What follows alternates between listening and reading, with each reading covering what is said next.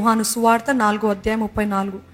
యేసు వారిని చూచి, నన్ను పంపిన వాని చిత్తము నెరవేర్చుటయు ఆయన పని తుదముట్టించుటయే నాకు ఆహారమై ఉన్నది.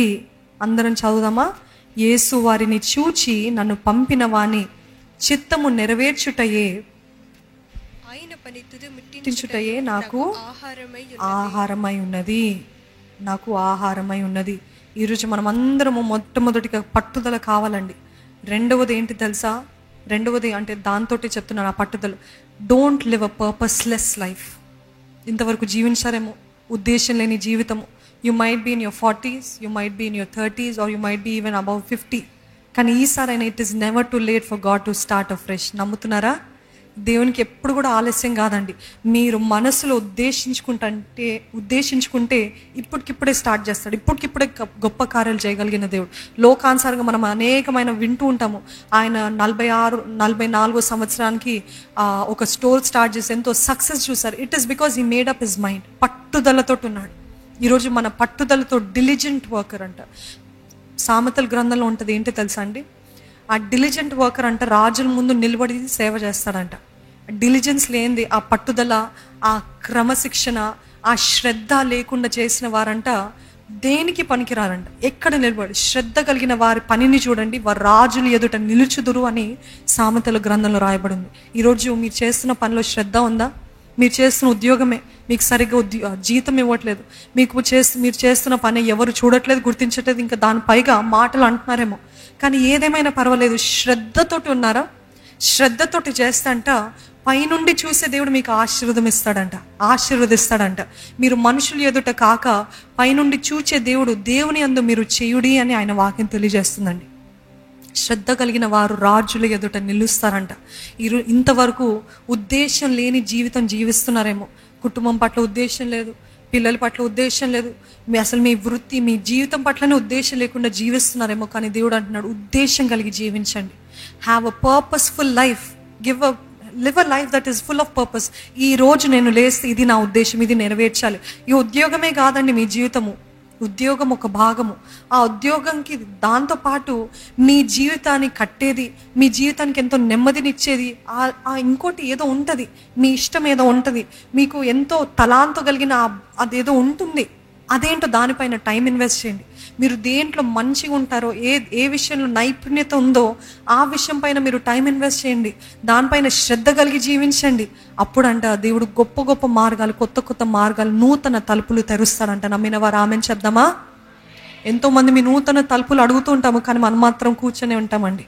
మొట్టమొదటిగా మనం అడిగేస్తే కదా నూతన తలుపులు తెరవబడితే. ఒక అడుగు వేయండి. మీ పాదాలకి దీపమై ఉన్నాను. ఎన్నోసార్లు చెప్పారు దైవజనులు. పాదాలకి దీపం అంటే ఏంటి తెలుసా? ఆ కాలంలో చీకటి, మొత్తం చీకటి. పాదాలకి దీపం వేసుకొని అక్కడే నిలబడితే వారికి ఎటు మార్గం వెళ్ళాలో మనకు కనపడదు. కానీ పాదాలకి దీపం ఎందుకు వేసుకుంటారంటే, ఒక అడుగు వేసినప్పుడు ముందుకి ఆ వెలుగు, వాళ్ళ పాదాలకి కట్టబడిన ఆ వెలుగు, ఆ లైట్ కనపడుతుంది. అంటే ఈ మార్గంలో సరళత ఉంది, ఈ మార్గంలో వెళ్ళొచ్చు అని. కానీ అసలు అడుగే వేయకపోతే వాళ్ళు ఉన్న చోటనే ఉంటారండి. ఈరోజు మన జీవితంలో కూడా నూతన తలుపులు అడుగుతుంటాం, కానీ మనం ఏం చేయట్లేదే. మనము శ్రద్ధ కలిగి జీవించట్లేదు. దర్శనం లేదు, ఉద్దేశము లేదు. What is the purpose? God is talking to you. It is not just your studies, it is not just your ఉద్యోగం, మీ కెరియర్. అంత మట్టుకే కాదు. ఇంత మట్టుకేనా దేవుడు మిమ్మల్ని పుట్టించిందండి? దీనికోసమైనా మీరు అనుకొని చూడండి, మీ మనసు పైన, మీ గుండె పైన మీరు చేయబెట్టుకొని, దీనికోసమైనా నన్ను దేవుడు పుట్టించింది, ఈ ఉద్యోగం చేయడానికైనా, ఈ చదువు చదవడానికైనా, ఇంత మటుకైనా దేర్ ఇస్ సంథింగ్ బియాండ్. దీనికి మించి దేవుడు నన్ను దేనికో సృష్టించాడు. ఆ ఉద్దేశం ఏంటో దైవజనులు జయపోలయ్య గారు ఎప్పుడు చెప్తుంటారు. ఉద్దేశం లేని జీవించిన జీవితము, ఉద్దేశం తెలుసుకున్నంత వరకు జీవించిన జీవితం అంతా కూడా వ్యర్థమే అంట. కానీ ఎప్పుడైతే ఉద్దేశము తెలుస్తుందో అది అప్పుడంట the birth of your life. That is the real beginning of your life. ఈరోజు మీ జీవితం యొక్క ఉద్దేశం ఏంటో తెలుసుకోగలుగుతున్నారా? What is the purpose? Don't live a purposeless life అండి. పట్టుదలతోటి జీవించాలి. అదే రీతిగా ఇంకోటి, అనవసరమైన, ఇందాక చెప్పినట్టు డిస్ట్రాక్షన్స్ వద్దండి. అనవసరమైన బంధువులు ఫోన్ చేస్తుంటారు, ఈరోజు ఏం చేస్తున్నావు, లేకపోతే స్నేహితులు ఫోన్ చేస్తారు, పొద్దున్న లేసింది ఏం చేస్తున్నావు, మనం అక్కడికి వెళ్దాం రా అంటే, సరే పద వెళ్దాం, ఇక్కడ నుండి అక్కడికి వెళ్దాం, అక్కడ చూద్దాం, దినమంతా అయిపోతుంది. ఏం చేసావు, సాధించావు ఈరోజు అంటే, వాళ్ళు పిలిచారు, నేను వెళ్ళాను, ఇటు అటు తిరిగేసి వచ్చాము. అంతేనా మీ జీవితము? అంతేనా జీవితం యొక్క ఉద్దేశము? ఈ పెళ్ళి, ఆ ఫంక్షన్, ఈ పెళ్ళి, ఆ పల్లికి రమ్మంటున్నారంటే దయచేసి అక్కర్లేని సంబంధాలు, అక్కర్లేని ఫంక్షన్లు, అక్కర్లేని ఈవెంట్స్కి మీరు వెళ్ళకండి. ఎంత ఆర్భాటాలు ఉన్నా, ఎన్ని ఆడంబరాలు ఉన్నా, ఈరోజు దేవుని సన్నిధిలో మేము ఈ రీతిగా నిలబడి మీకు ఎందుకు చెప్పగలుగుతున్నామంటే because we have to be here.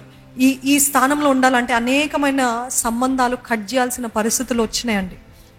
అనేకమైన సంబంధాలు, అనేకమైన ఫ్రెండ్షిప్స్, అనేకమైన స్నేహితుల్ని కట్ చేసి రావాల్సి వచ్చింది. ఎందుకు? Because we know the calling is greater. దేవుని పిలుపు గొప్పది, దేవుని ఉద్దేశం గొప్పది, ఈ దర్శనం ఇంకా గొప్పది. ఈ ఈవెంట్ కాదు, ఈ ఫంక్షన్ కాదు, ఈ పెళ్లి కాదు, అది రాకపోయినా వెళ్ళకపోయినా పర్వాలేదు. నా జీవితం యొక్క ఉద్దేశం నేను నెరవేర్చాలి. దేవుడు ఉద్దేశించిన ఈ జీవితం నేను జీవించాలి. అక్కర్లేని వాటికి వెళ్ళి మీరు ఏం చేస్తారు? ఇంకా డబ్బులు మీరు ఖర్చు పెట్టి, డబ్బులు పెట్టి, సమయాన్ని వృధా చేసి, ఇంతకీ వచ్చిందా సమాధానం అంటే వారు నా గురించి ఇలాగ మాట్లాడారు, వీరు ఇటువంటి ఈర్ష్యపు మాటలు మాట్లాడారు, విభేదాలు వచ్చినాయి, గొడవలు వచ్చినాయి, కలహాలు వచ్చినాయి, మనసు పాడు చేసుకొని ఇంటికి వచ్చారు. ఆ గొడవలు కొద్ది ఇంకా పెద్దగా అయ్యి ఇంకా మొత్తానికి మోసం అయిపోయిందండి. అప్పటి నుండి మాకు వాళ్ళకి కట్ అని అంటారు. ఎందుకండి? సమయం వృధా, డబ్బులు వృధా, సమాధానం వృధా, అంతా కూడా వ్యర్థం అయిపోయింది. ఎందుకు? అందుకనే ఎక్కడికి వెళ్తున్నారో, ఎవరిని కలుస్తున్నారో, ఎవరితోటి టైం ఇన్వెస్ట్ చేయాలో చాలా జాగ్రత్తగా ఉండండి. ఎక్కువ పైకి ఎదిగే కొలదంట the group will become smaller అంట. కింద ఉన్నంత వరకు గ్రూప్ చాలా పెద్దగా ఉంటుందండి. ఎప్పుడు చూసినా కోడి పిల్లలు ఉంటాయి, దానికి గుంపు ఉంటుంది. పిజన్స్ చూస్తారు కదా, పావురాలు ఎప్పుడు గుంపుతోటే ఉంటాయి. కానీ ఎప్పుడైనా పక్షిరాజు గుంపుతోటి చూసారా? Have you ever seen an eagle with a flock? No. ఎందుకంటే దేవుడు మనలందరినీ పావురంతో పోల్చలేదండి. పావురం అంటే డవ్ కాదు, నేను అనేది పిజన్స్తో పోల్చలేదు. పిజన్స్తో మనల్ని పక్షిరాజు వల్లే, ఈరోజు పక్షిరాజు వల్లే నేను పైకి ఎగురుతాను అన్నవారి చేతులు ఎత్తి బిగ్గరగా హల్లెలూయా చెప్పండి. We are not meant to be in a flock, we are not meant to be in a group. Always అక్కడే ఉన్న చోటనే కాదండి, పక్షిరాజు వల్ల పైకి ఎదగాలంట. The successful people are the most loneliest people. ఎందుకు అని అంటే వారి జీవితం యొక్క ఉద్దేశము వారు నెరవేరుస్తున్నారు కాబట్టి. ఆ లైక్ మైండెడ్ పీపుల్ దొరకడం చాలా అరుదు కాబట్టి వారికి చాలా తక్కువ, చాలా ఇన్నర్ సర్కిల్, చాలా కొంతమంది చేతుల పైన లెక్కేయచ్చు ఎంతమందితో మాట్లాడతారు అంతమంది అంటారంట. ఈరోజు దేవుడు అంటున్నాడు మీరు అందరూ పక్షిరాజు వల్లే ఉండాలి. Don't be idol. సోమరితనానికి చోటు ఇవ్వకండి, డిస్ట్రాక్షన్స్కి, అక్కర్లేని రిలేటివ్స్కి, బంధువులకి, స్నేహితులకి చోటు ఇవ్వకండి. అట్లా అందరినీ దూరం పెట్టమనట్లేదండి. No your limit. మొదటిగా నా పర్పస్ ఫుల్ఫిల్ చేయాలి. దేవుడు ఉద్దేశించిన ఉద్దేశం నెరవేర్చిన తర్వాతనే ఏదైనా. మొదటిగా మీ జీవితం యొక్క దృష్టి. రెండవది ఏంటిదంటే don't keep doing too many things. అనేక మంది నేను చాలా బిజీ ఉన్నానండి, చాలా బిజీ ఉన్నారు అని అంటూ ఉంటారు. కానీ ఏం చేస్తారు అని అంటే ఏమైనా ఒక్క దాంట్లో సాధించారా, ఒక్క దాంట్లో ఏమైనా సక్సెస్ఫుల్గా ముందుకు వెళ్ళగలిగారంటే ఏది లేదండి. I'm trying. ఎన్ని సంవత్సరాలు? 5 సంవత్సరాలు. అంటే it is not just about you being busy, it is because you're doing nothing. ఎన్నో చేద్దాం అనుకుంటున్నారు కానీ ఏమి చేయకుండా మిగిలిపోతున్నారు. You're busy doing too many things. చాలా కార్యాలు చేస్తున్నారు, అస్సలైన వాటిని మర్చిపోతున్నారు. చూడండి, పగలున్నంత వరకు నన్ను పంపిన క్రియలు మనము చేయుచుండవలెను. యేసు ప్రభు చెప్పిన మాటలు. రాత్రి వచ్చుచున్నది. యోహాను 9వ అధ్యాయము, యోహాను రాసిన పత్రిక 9వ అధ్యాయము 4వ వచనం ఉంటుంది. పగలునంత వరకు నన్ను పంపిన వాని క్రియలు మనము చేయుచుండవలెను. రాత్రి వచ్చుచున్నది, అప్పుడెవడునూ పని చేయలేడు. ఈరోజు మనమందరం బ్రతుకున్నంత వరకు మనకందరికీ కూడా పగలే అండి. నేను వయసు గురించి అనట్లేదు. బ్రతుకున్నంత వరకు మనందరికీ పగలే. రాత్రి వచ్చినప్పుడు అంట మనం ఏమీ చేయలేమంట. అంటే ఇంకా మనకి ఓపిక లేనప్పుడు, సత్వ తక్కువ అయినప్పుడు ఎన్నో చేయాలని ఆశపడుతూ ఉంటారు, కానీ అప్పుడు ఏం చేయలేమంట. యూత్లో ఉన్నవారు, మరి ముఖ్యంగా యవనస్తురాండ్రగా ఉన్నవారు ప్రతి ఒక్కరూ you have the capacity, you have the stamina, you have the energy. ఇది ఉన్నంత వరకు ఏది చేయగలుగుతారో అది చేయండి. అందుకే నేను అన్నాను, don't be doing too many things. మీకు దేవుడిచ్చిన తలాంత ఏదో, మీకు దేవుడిచ్చిన పిలుపేంటో అది కూడా దేవుని చిత్తం అడగండి. ఏది పడితే అది చేయకండి దయచేసి. చేతులు జోడించి అడుగుతాను కావాలంటే. ఎందుకంటే చాలా మందిని చూస్తాం, ఇది చేద్దాం అది చేద్దాం అని మొత్తానికి సంవత్సరాలని వృధా పరుచుకుని, అటు వివాహం కాక, అటు వృత్తి లేక, ఏది లేకుండా మొత్తానికి కుప్పకూలిపోయిన వారు ఉన్నారు. ఏది తీయాలన్నా, ఏది చదవాలన్నా, ఏది వృత్తిలో ముందుకు వెళ్ళాలన్నా, ఏ వ్యాపారము చేయాలన్నా మొదటగా ఆయన వాక్యానుసారంగా ఆయన సన్నిధిలో కనిపెట్టండి. దేవా ఇది నీ చిత్తమా అని అంటే తప్పకుండా ఆయన మాట్లాడతాడు ఆయన వాక్యంతో. ఆ వాక్యము ఆయన కన్ఫర్మేషన్ ఇస్తే అప్పుడు ముందు అడుగు వేయండి. అప్పుడే మన జీవితంలో సఫలత చూస్తామండి.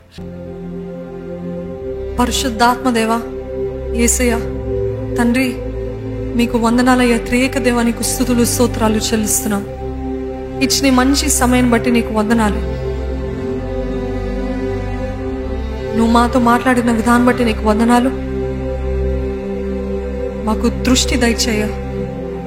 మా జీవితం పట్ల నీ దర్శనము నెరవేర్చయ్యా. దర్శనం కలిగిన వారుగా మేము జీవించడానికి సహాయం చేయి. ఉద్దేశపూర్వకమైన జీవితం మాకు దయచే. Help us to have a purpose driven life, Lord. ఇంతవరకు జీవించిన జీవితం ఎంతో వృధాపరచనయ్యా. అక్కర్లేని వాటి కొరకు, అక్కర్లేని వారి కొరకు, అక్కర్లేకుండా తండ్రి ఎంతో సమయాన్ని వృధాపరచను. నన్ను మన్నించి నన్ను క్షమించయ్యా. ఇకనైనా దేవా, నన్ను విశాలపరచాలని నువ్వు ఆశపడుతున్నావు అయ్యా. కానీ నేనే ఎంతో అడ్డుబండగా ఆటంకంగా ఉన్నాను. నన్ను మన్నించి నన్ను క్షమించు. ఈరోజు విత్తబడిన వాక్యాన్ని నీవే ప్రతి ఒక్కరి హృదయంలో ఫలింపచేయి, అభివృద్ధి పరచు. ప్రతి ఒక్కరి జీవితంలో తండ్రి నూరంతల ఫలితము దయచేయమని అడుగుచున్నామయ్యా. మంచి నేల పైన పడిన విత్తనం వలె ఫలింపచేయ్యా. మాతో మాట్లాడుతున్న దేవా, మా జీవితం ఎంతో మందితో మాట్లాడతావయ్యా. కొంతమంది lord they will put into practice, Lord. Help me to be the one who puts into practice, Lord. దాని తగ్గట్టు నడిచేవారుగా నీ వాక్యాన్ని అనుభవించుకొని తండ్రి దాని తగ్గట్టు జీవించే కృపను మాకు దయచే. తండ్రి ఏది చేసిన దేవుని మహిమ నిమిత్తం ఆయన చదువుతూ చేస్తూ ఆ రీతి ఉండటానికి సహాయం చేయమని, ప్రతి ఒక్కరికి కావాల్సిన ప్రశాంతత, సమాధానము ఇప్పుడే ఒక ప్రవాహము వలె ప్రవేశించును గాక అని ప్రకటిస్తున్నాము దేవా. ప్రతి హృదయంలో, ప్రతి మనసులో అయోమయము, కలవరం అన్నిటిని కొట్టివేసి, నర్వస్నెస్ అన్నిటిని తీసివేసి, నా దేవుని బట్టి నేను చేయగలుగుతానని తండ్రి, సింహాసనసీనుడైన తండ్రి, యుద్ధసీనుడైన నా యెహోవాను బట్టి నేను చేయగలుగుతానన్న దావీదు వంటి ధైర్యము వీరికి దయచేయమని అడుగుచున్నామయ్యా. We can do, Lord. We can do all things through you, Lord, through Christ. అట్టి కృపను ప్రతి ఒక్కరికి దయచేయమని, తల్లిదండ్రులకి కూడా కావాల్సిన సమాధానాన్ని దయచేయమని, ఎక్కడ బిడ్డల్ని కలవరపరచకుండా, ఎక్కడ తండ్రి అయోమయము, ఆందోళనకి గురి అవ్వకుండా ప్రతి ఒక్కరికి కావాల్సిన సమాధానము దయచేయమని ప్రభు యేసు నామములో అడిగి వేడుకొంచున్నాను తండ్రి. ఆమేన్.